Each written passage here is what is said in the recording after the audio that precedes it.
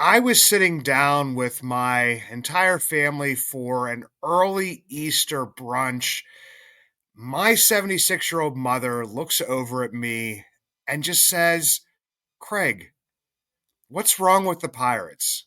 I looked back at her and I said, Mom, how much time do you have? Well, Scott and we have an hour maybe to talk about it. Hopefully, we can figure a little bit of that out. Scott, how you doing today, brother? I'm all right. Took a 3 out of 4 from Washington, and there's probably as much wrong with the Pirates right now as there is with my Wi-Fi. Yeah, having a little bit of Wi-Fi trouble. So if Scott kind of gets kicked out and gets kicked back in, we will make do with that. But we will get this episode out to you guys. And actually, Scott, a little bit after having that conversation with my mom, I went on to X and I saw you over at Pirate Takes kind of just basically say, you know, a Shelton supporter, kind of giving him a little bit of a leash, but it may be time to go. And I wanted to ask you, does that still stand? Because there was a lot of frustration from that Cincinnati series. I I don't think you're going to take it back, but I just kind of want to see what place you're in right now. You said took 3 of 4 from Washington. Does that change your mind whatsoever? No, last year after the Toronto series, I also had a moment where I said, just fire them all. I'm tired of caring more than the people in charge do. And I kind of got over that because that was in the moment, a lot of emotions. But after the Cincinnati series and seeing the way that the team was just flat, they had no fight in them. Um, I know we came back home and Kutch gave out the necklaces, and it seemed like things were, picking back up there. There was a stinker of a game on Tuesday, but really, I'm at the position where, yeah, I feel like Shelton probably has lost the team. A lot of the fight and the spark right now is coming from the veterans. McCutcheon, Pham had part to do with that during the benches clearing situation. So I think that yes, he has deployed the bullpen well. I think in the last couple of days, but I just think that that the clubhouse is probably gone, and it's just going to fall back into the same old, same old. We beat a team that we should beat. We beat the Cardinals. And now we're beating the Nationals. But I have a hard time thinking that anything other than falling back into the same old Pirates is going to happen this weekend. We're going to face a Cleveland team that is on paper a better team. And, are we going to go back to having no offense when we face like a Luis Ortiz? I think that Washington had weak pitching and we were able to take advantage of that. And we've said from the entire offseason that pitching is going to be a strong point of this team. The bullpen is performing well, but if the bullpen has some hiccups, we're going to start losing those games again. People are going to get frustrated. I just would rather see a more established manager at this point come in and take the reins. Yeah, and with the bullpen, I mean, there's only, really so much that you can do because you could see in the earlier series, he would push a button and it was off. And it kind of works. And that's what we've talked about a lot of times. There's ebbs and flows with bullpens. You're not going to have that, consistently for, 162 games. You are going to have like little blips in that. So, I mean, just because it worked out here against what is like, a weaker, Nationals team, it doesn't mean it's going to work out against Cleveland. And But when your then starters go 7 innings, that helps quite a bit too. yeah, when you have, Paul Skeens out there shoving and then Bailey Falter has, one of his best starts. I mean, Andrew Heaney, I saw somewhere on there that this is the first time in at least like 4 or 5 years that he's gone, 7+ innings. So it's not something that you would really expect from him. And I'm looking at like this West Coast swing they're going to do after Cleveland, go to the Angels, Dodgers, Cubs, Padres until we see St. Louis again. Yeah, I mean, it's going to be a tough stretch, and losing those games to, the Marlins, does that really mean a ton in the long run? I mean, obviously in the short run, our record would look a little bit better, but does that really mean that the team is better? Or it's just like kind of like last year to a degree where we were floating around 500s and are you contenders or pretenders? And, go out there and make some trades that really don't work out with the guys coming back. Yeah, it's just a very strange time because, like you said, Kutch comes in, he hands out these necklaces. I feel like it's 2010 again, seeing those out there. And I think I saw some comments from the Pirates players about, oh, yeah, I used to wear these when I was like in Little League. So kind of gave me a little bit of chuckle and made me feel a little bit old. But yeah, I mean, to me, it's like kind of like, yeah, he is the one kind of leading that charge. With Shelton, I mean, we could just go back to this again. It feels like just like a broken record. I mean, he's a setup manager. He was a guy to get them through the rebuild, Mhm. and I don't know if he was the guy to push them forward. Obviously, with some of the injuries and different stuff that's been going on, you can say like he's not being given, the best players or the best people to make lineups with. But then also, some of the stars aren't performing. Brian Reynolds has an OPS at this point in time that is about to go under 600 if he doesn't, start to do some stuff right here. Andrew McCutchen played the field, made some nice plays, is building up the morale of the team. But I mean, we're seeing his, OPS and different types of things slide. So I mean, in the end, and that goes up to Charrington as well. Like, do they give them enough types of things? And that's where, like, I had been like thinking about, okay, which of these things are explanations and which of these things at some points in time get turned into excuses? Well, so eh, Shelton is more of a Jim Trace, or is it more of a John Russell than a Clint Hurdle? I almost said Jim Tracy. So more of a John Russell than a Clint Hurdle. But here's the problem I'm starting to have. The thing that made Shelton a rising star in the coaching ranks was his time as a hitting coach. He hasn't implemented that at all. So for him to be a star hitting coach and then take over a team and have that be the weakest point of the organization seems like a failure at that point. And anything bad that I've said about Oscar Marine, I've got to take that back. So in the event that something happens with Shelton, you got to hope that Marine stays because he's really achieved a lot. I think with the hand that he's dealt. Because you're right, a lot of it comes from Charrington. Shelton can only use the players that Charrington gives him, but I don't think he gets the best out of those players. And I think that they rely too much on the veterans to drive. And I love seeing McCutchen take O'Neill Cruz under his wing, but what do we have coaches for? You know, that's got to be on them to a degree. You can't just rely on other veterans to drive the development of players. So yeah, if Shelton was supposed to be this hotshot hitting coach and he had a lot of success in Tampa, where is that? Clint Hurdle was a hitting coach, and he never divorced himself from that.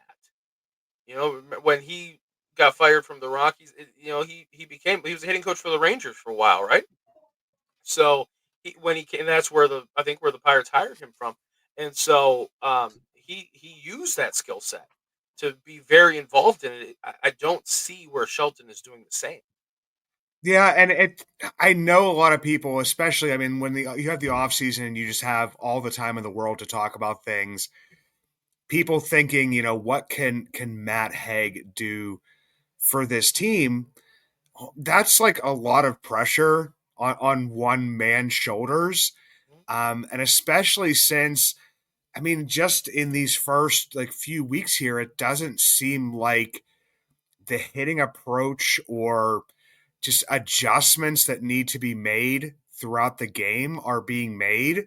So I don't know if that's like at some point in time, like Shelton's just got to be like, hey guys, we're getting down here early in the counts, and this guy's throwing you strikes. So if you see a pitch that you like I don't know why we're not pulling the trigger on that, and that's why it's just so frustrating. I keep going back to I feel like this season is encapsulated in Nick Gonzalez, aggravating that ankle injury to the point of a fracture if it wasn't already a fracture after hitting a home run on a guy who is very, kind of aggressive early on in counts and a guy that, takes what is given to him. So that's the frustrating point to me is just like it feels like that there's just this thought within the Pirates that, something is just magically going to change with this approach that we've kind of seen even before,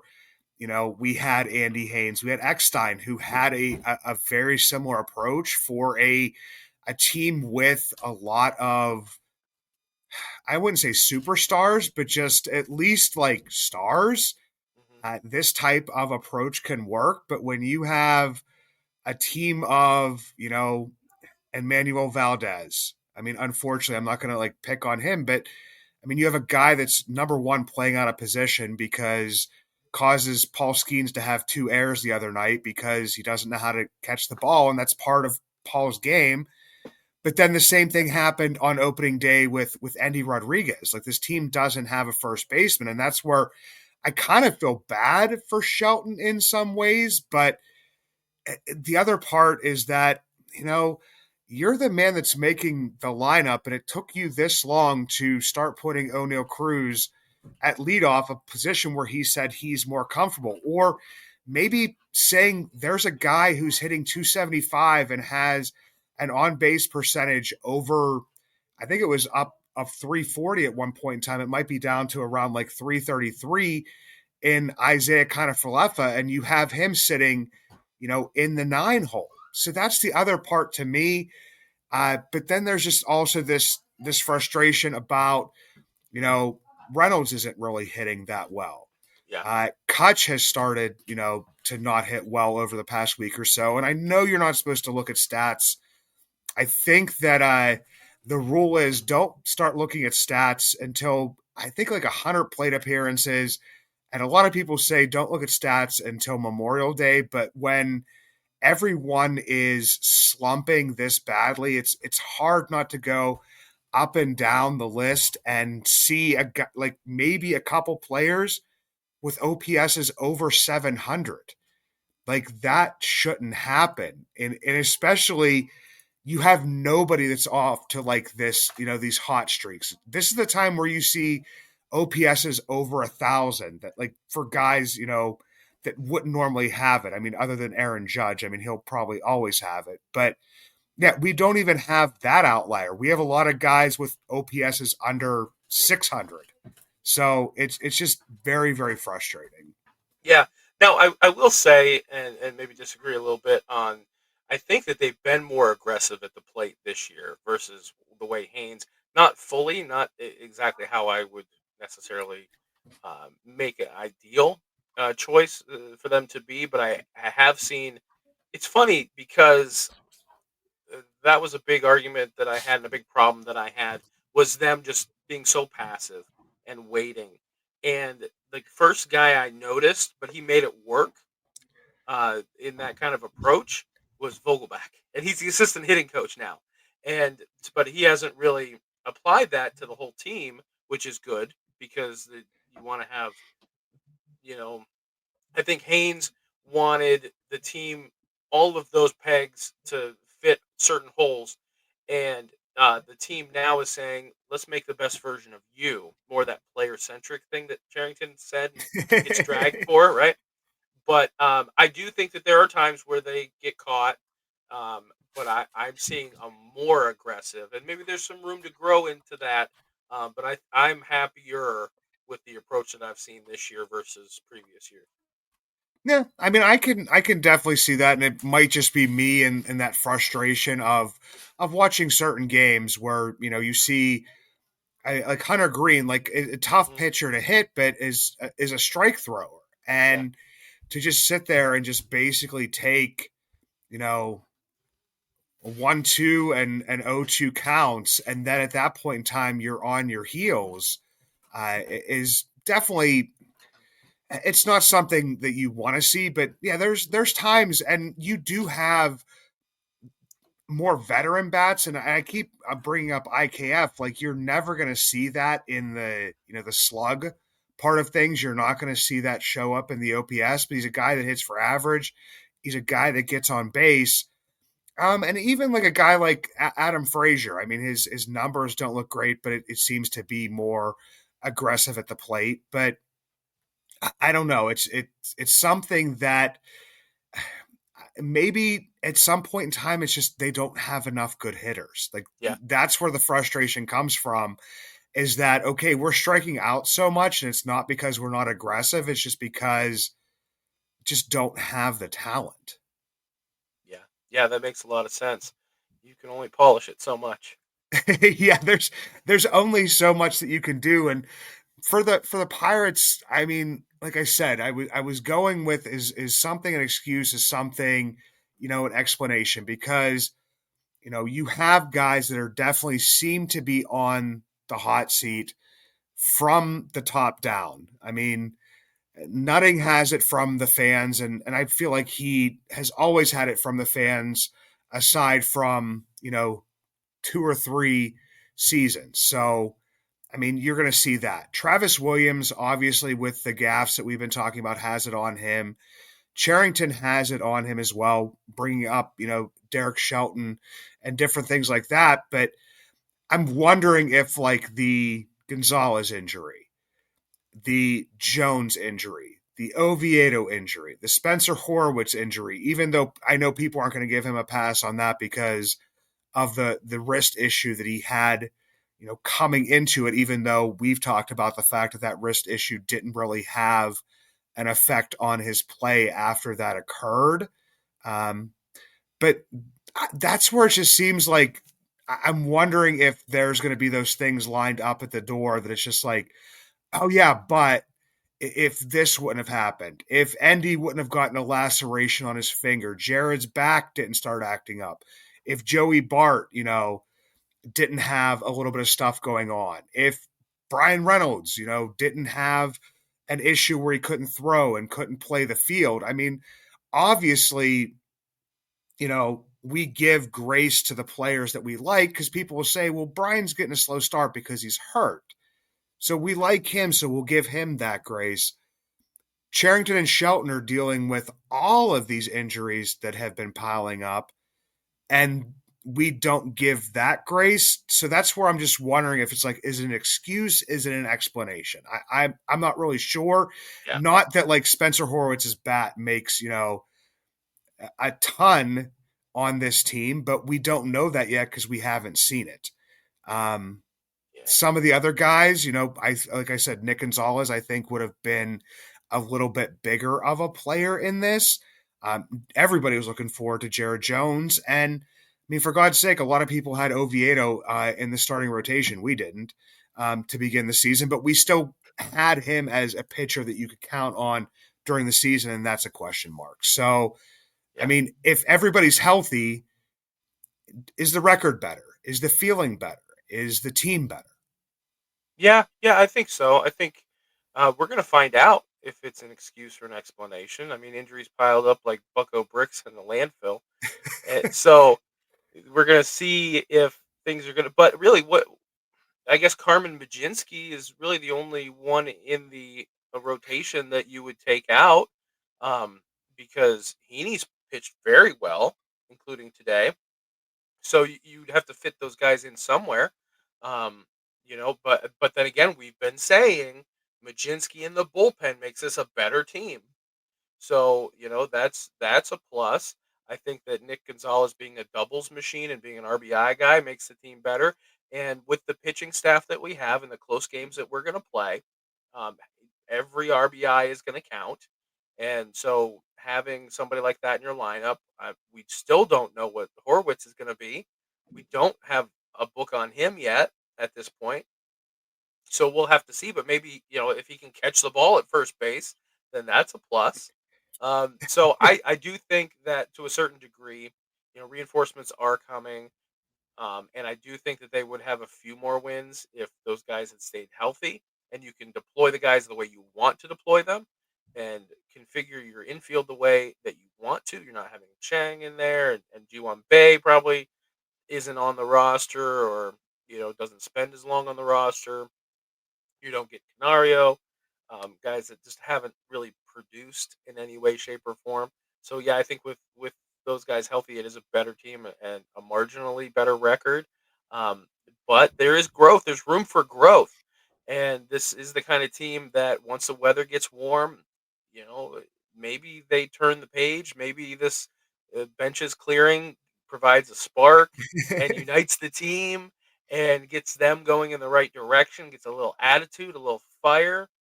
Um, a lot of what ifs, a lot of we hope this can happen, and that's what baseball is, I guess.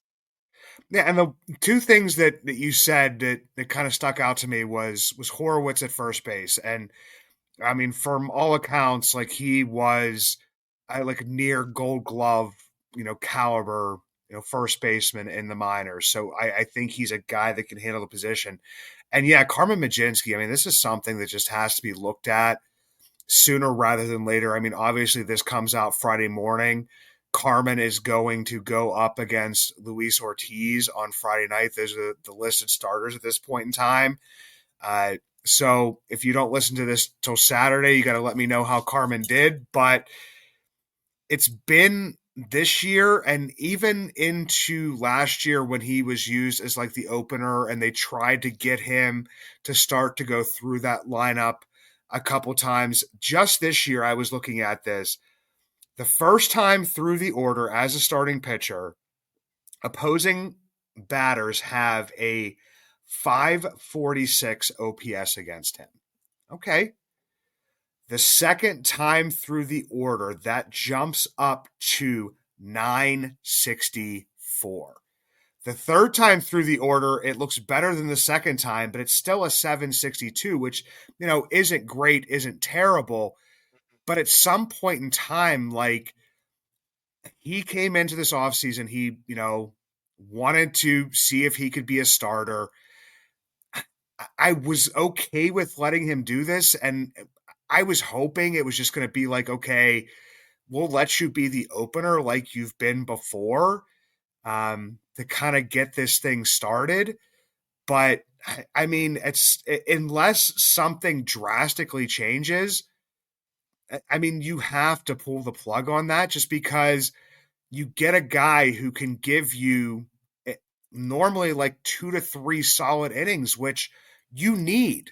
Mhm. That's the purpose of this. I know people don't like the opener. They don't like, this abbreviated starter, these piggybacks and stuff like that. But it's just basically taking what he would give you in innings, say 5, 6, and 7, or whenever he would be put in, Right. and is kind of moving that to the front and shifting it a little bit. And, some of those times when we saw, him go out with Harrington and it ends up working out and, it gives your bullpen a rest, like that makes sense. But I don't think it has to be like every fifth day. It could be when you don't have a lot of off days and you can kind of throw him in there and say, hey, Carmen, you've been stretched out and can you give us, 2 innings to start the game? You haven't pitched in a few days. We're going to deploy it that way. I mean, that makes the most sense. And I think we've even said it before. I felt like he was actually finally coming into his own as a reliever, was putting up good numbers as a reliever. So a bullpen that has performed very well. I saw some place that I think that it's like the 8th best bullpen in baseball. The ERA without Holderman and Bednar and their blowups is like down below 3. Have performed very well, starting to gel together. And that's like the elephant in the room is I don't know if it's 5 or 6 scoreless appearances by Bednar at this point in time of what he's doing in AAA and when you're going to put that back in there. man, this is like one of those things where it's just like we were talking about, like the closer by committee, like riding the hot hand. It's just like until something like goes wrong with the bullpen, until there's like, knock on wood, don't want to see it happen, an injury or something. Like, I don't know if I mess with this, but I would mess with it to the point where I would put Carmen Mlodzinski in there because in a reliever type role, he has performed very well. When you've asked him to pitch more than a reliever type role, is where he's struggled. I think that's a great point. What's the difference between having Mlodzinski be an opener and give you 2 innings, and then Harrington come in, for example, and give you 4 or 5 innings, and just reverse it? To have Harrington start and give you 4 or 5 innings, and then have Mlodzinski give you two. There's not much of a difference. It's just unconventional. And I like today, Thursday, you didn't. There's this idea that if you have to have a closer, they have to start the ninth inning.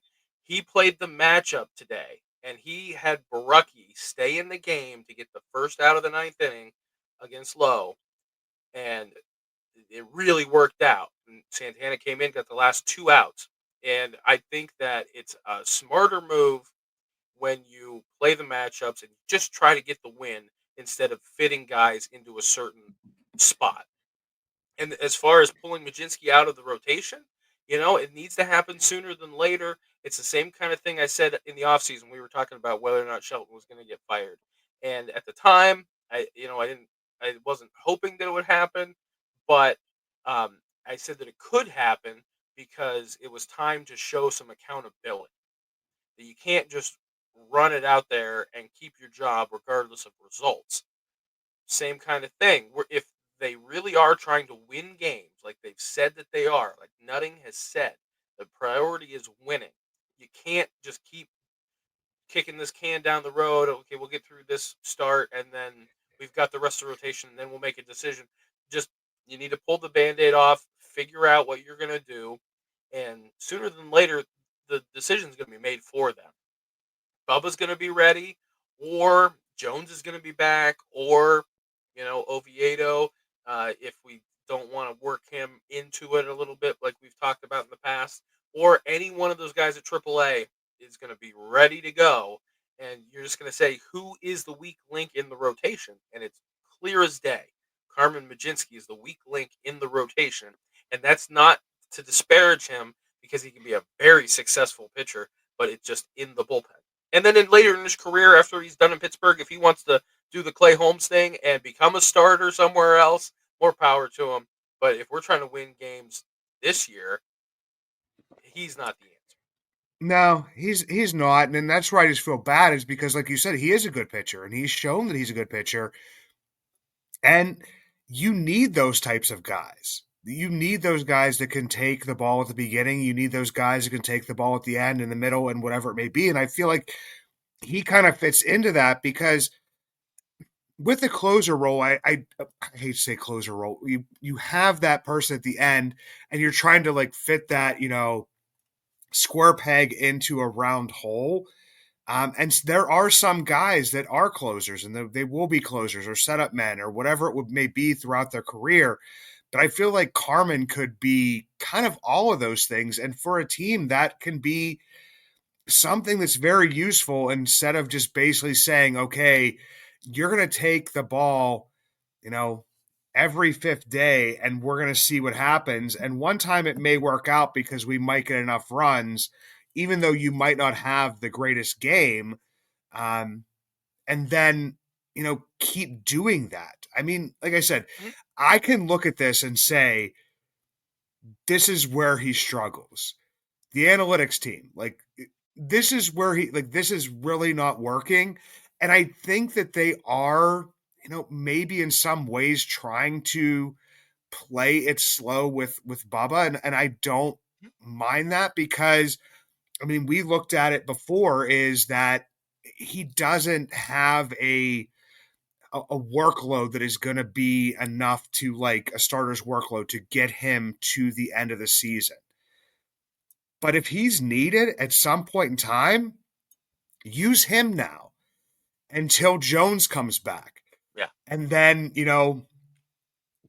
figure this type of stuff out. We talk about other teams like doing stuff like, and I always look to the Brewers. Like the Brewers they've had, a bunch of starters that they will want to move up into their rotation, obviously, but then they kind of use them in relief roles. They use them in spot starts, and it doesn't ruin their career. So I'd like to see the Pirates, if it's like, okay, we have all of this depth, to just use it what is the best and not talk about service time and not talk about whatever, but just, okay, take this depth and just use it to get all of those innings. And hopefully, I mean, I think that you have at least Keller, at least Skeens, and if the team is doing well, you probably have Heaney and maybe Falter. So I think you have enough to get to the finish line, but it's going to be those little ones that need to be filled in between. And think about how dangerous the bullpen could be if that came to fruition. I mean, Dennis Santana is showing that he can close games. He's been performing very well for us. Baraki has been maybe your go-to strikeout guy if you're really in a pinch and you need to shut down the team. Justin Lawrence, he has experience closing games and he's looked good with his wipeout slider that he has in his arm slot. And then if Bednar comes back, I mean, look at the stable of closers, potential closers, or guys with experience that you would have there. So throwing Mlodzinski and Santana and Lawrence and Bednar, you know, it could be a very dangerous bullpen and provide those options that we didn't have last year when the meltdown happened. You just ran out of arms and you ran out of reliable arms. And no matter who you threw out there, there were even times when you threw Chapman out there and he blew up. So if you just the depth of reliable relievers with both arms, not just one, and that's a thing that they I think consciously did in the offseason was to load up on more lefties than you would think that a team would normally carry. But that's because they got caught just being right-handed last year. And so, yeah, this could be a very dangerous bullpen. And I think that with Bubba, and I know what you're saying about like Justin Steele was an example with the Cubs that started in the bullpen and then became a starter, a successful one before he got hurt. But with Bubba, you can go back to the service time manipulation because you have so many options at AAA to come in and fill if you need a spot start or you need just a stretch of a guy to give you a few starts. And you don't have to put your number one pitching prospect out there. And you can have like an Ashcraft come up or a Harrington like we saw and give you a couple of starts. Yeah, I mean that's the thing is they have options down there. You like you said, you mentioned a Burrows, an Ashcraft, a Harrington, a Bubba.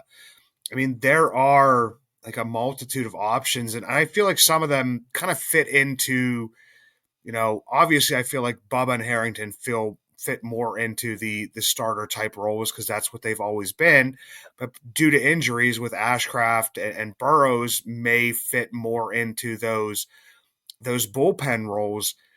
I mean, we're going to have to see how this kind of works out, but in the end, it kind of still comes back to, the offense. It's like you can get all these guys up here. You can have all of these pitchers up here. You can only have, for at this point in time, you can only have 13. So, yeah, I mean, it's going to be interesting to watch, but I mean, in the end, like, hopefully O'Neill Cruz is heating up. I like to see the smile on his face. I like to see him act like he enjoys playing the game because I feel like that he at times just gets frustrated and just looks like he's not having a good time. He needs to play loose. He will still make some mistakes in the outfield, but when he's happy, I mean, we see what happens. A grand slam, a leadoff home run. He's doing the chef's kiss, like blowing kisses to the fans. Like, that's what we need from him. But at this point in time, like, then we need Reynolds to step up. We need, Key's bat to come back alive. We need whatever we can get of Andrew McCutchen. And, we need some guys to kind of come back from their injuries and hit the ground running because there aren't a ton of enforcements. I mean, I like Nick York, I like Billy Cook. I want to see them up here at some point in time. But I mean, in the end, it's going to be like people coming back from injury, the little bit of reinforcement, and hoping that the pitching can like hold out. And hopefully Henry Davis continues to build like we've seen here with the big home run off the foul pole. Had an RBI later in the game too. He's making more contact, striking out less. That's encouraging. Even if he is just popping the ball up, at least he's putting bat on ball. And you can only win so many 1-0 games or 2-0 games. Eh, That is going to be the story of this season is can they score enough runs because they have the talent to limit the other team's run production. They just need to put runs on the board to win games.